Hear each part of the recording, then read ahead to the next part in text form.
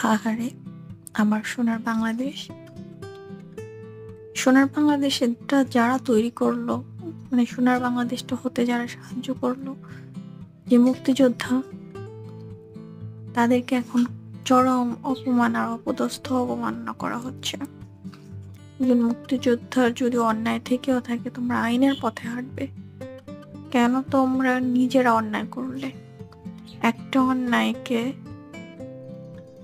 সমাধান করতে গিয়ে আর একটা অন্যায় করলে।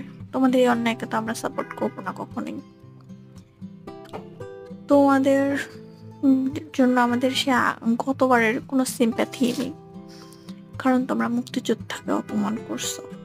এই যে মুক্তিযোদ্ধাকে জুতার মালা পরিয়ে সারা গ্রামে হাঁটালে এবং মুচলেকাও নিলে যে সে আর কখনোই গ্রামে আসবে না। কেন? গ্রামটা কি তোমার বাপের? গ্রামে আসবে না?